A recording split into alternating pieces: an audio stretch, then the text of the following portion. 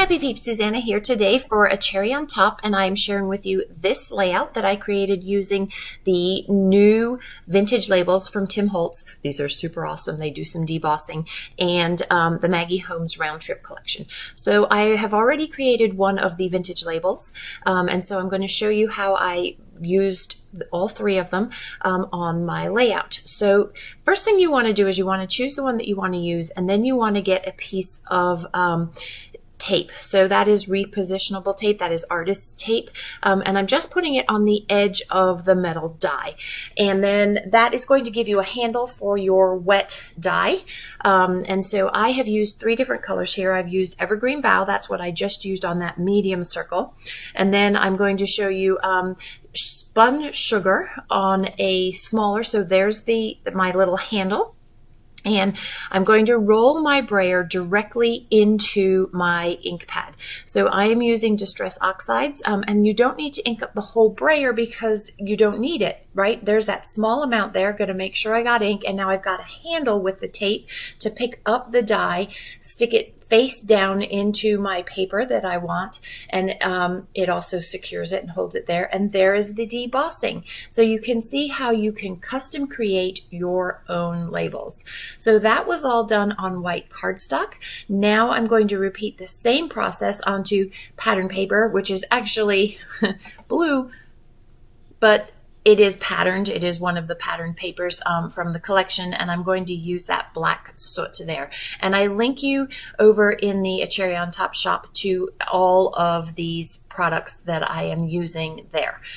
You can also click in the description box down below, and that will take you to an affiliate link to these same products here. So there's my little handle, literally just on the edge so that I don't get the ink on the tape, which then ends up on the paper, inking up the brayer. I do have to go a little bit wider here because this is the wide circle. You can see that black that's on the die, pick it up, drop it down, trying to just use the handle, and I'm holding the edges of the die there, run it through my manual die cut machine, and voila, I have debossed the ink into the paper there. So I've created my labels, and I have fussy cut 3 of those flowers from one of the 12 by 12 papers. I also have this strip here that's going down the left hand side. I want a little bit more color behind the photo, and so I'm pulling out some colors that might work. I am working here primarily with the colors that are in that floral, so pink, blue, and then sort of a mint green, or this green here. And so I want that frame around that photo to offset the circle so that you can, that's the mirror in the picture, and that then reflects all of the circles that are going to be cascading down the right hand side there. So I'm just checking which of those 2 papers, the pink or the mint, it doesn't really matter, show off the picture better and make it stand out, and I decide that the mint is the better of the 2 options there. And I just want to frame it, and so I know I want to use some more circles, so why waste paper, despite the fact that I have tons of it. And so you can see I kind of gutted out the middle there, so I had more to create circles with. Now I want to use all of the colors on this left hand side as well, and so you can see I just tore a thin strip that I will slide in there so that I have uniting colors for the whole thing. On that left hand side as well.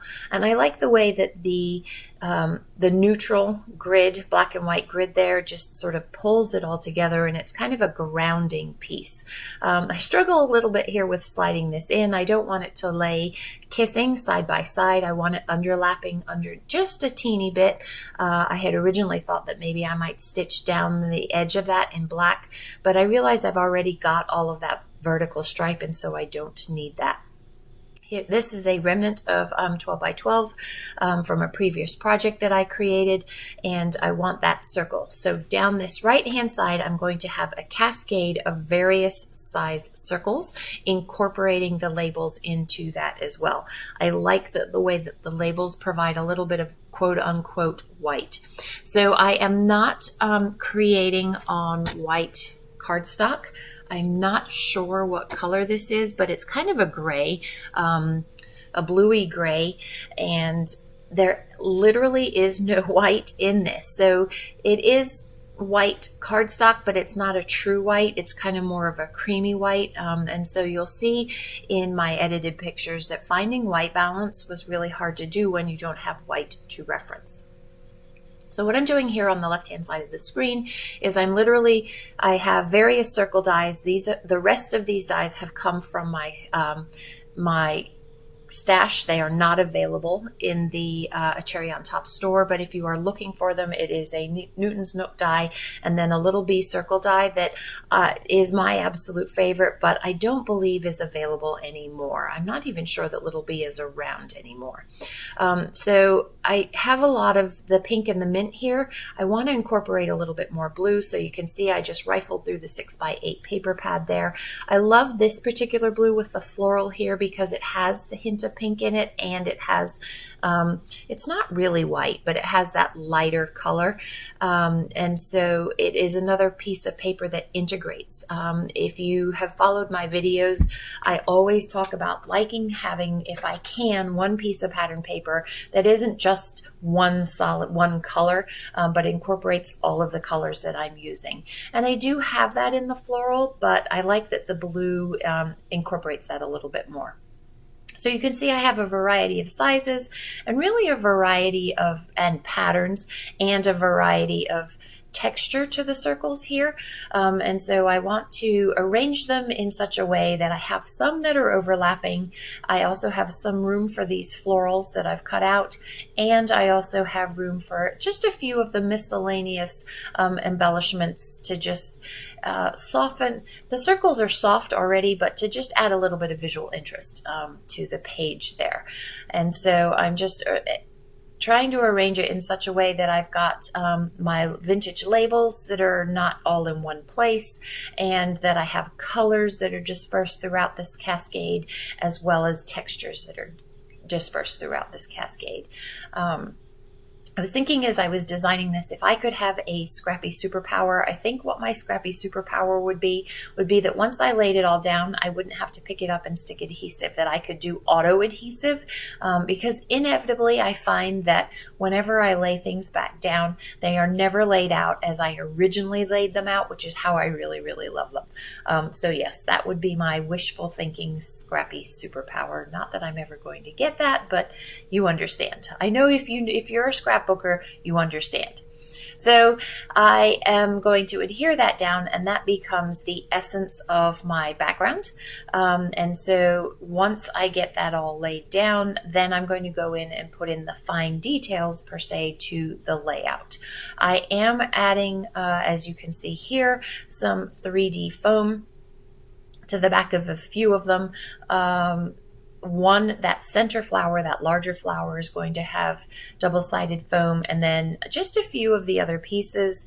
I've already got texture in this because you have the deboss in the Tim Holtz labels, as well as the dry emboss that came from the die cut, so that large pink circle there.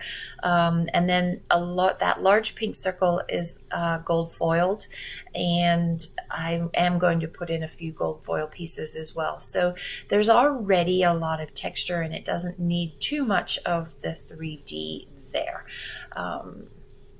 So I fussy cut those florals. I tried to leave as much of the green, the mint green, the leaves as I could get away with, but I did end up cutting pieces and then paper piecing it. So that top floral that's on the big large pink circle, off camera I do cut off another little leaf to tuck in there. It felt like it needed a little bit of green on the left hand side. I found another circular element that's in the pattern paper, so this is a globe. And it's a different blue, but I love that smaller circle down there. And I did realize that a lot of the embellishments have a slightly different blue and various blue hues. And so I liked the way that kind of tied that into the rest of the blue, off blue elements that I'm going to use that are not this darker blue that you can see in that bigger circle and then that plaid there. So I have pretty much all of the embellishments available for this round trip collection by Maggie Holmes, other than the chipboard. And so I'm just digging through, rifling through various things. I love these sticker books. My go-to things that I always get from a collection are the sticker books, if they're available, and the 6x8 paper pad, or whatever size paper pad, the smaller size paper pad. And then I usually choose a select few of the 12x12 papers. Some collections I do get a fair number of them, but this one I think I got maybe 6 of them. I knew I was going to cut out those florals and that was going to be useful. I do like the tone on tones, or the grids, like that checker that's on the left hand side there, and that is usually, those are my go-tos. And then ephemera, it depends. Echo Park ephemera, I find if there's too many words, for example, with Echo Park, that doesn't work for me. I don't like a ton of words. I like the title to really stand out. And if you have too many words, the title doesn't really stand out. So this adventure is going to be my title, and I'm going to pass through. It literally took me 2 minutes to get all of the little pieces of foam and then pull off all the backing of all those little pieces of foam. So I just skipped over that and saved you the agony of having to watch that. It's not really important in the overall design process. So you can see how I've kind of got a smattering of flowers, a smattering of stars, and a smattering of hearts. Is that the word, smattering? I think so. And that is going to wrap it up. I am going to journal in the, actually, it's not really journaling. I'm going to label the location and the date in that bottom vintage label with the evergreen bough. I want to say everbough green, even though I know it's not right. That's going to go there. And then this is actually a picture of my daughter. I was not here. This is a selfie that they took in the mirror. And so I'm either going to have her journal in the blue circle at the top there, or on the back, and just adhere that. So here are some, is a closer look at the layout, and then there are some close-ups. Be sure to check out the description box for a link to where you can get these, and I hope I have convinced you need that vintage label die. It is super awesome, as well as this collection. Thanks for stopping in today. I hope you're doing well. Come back again soon. Take care.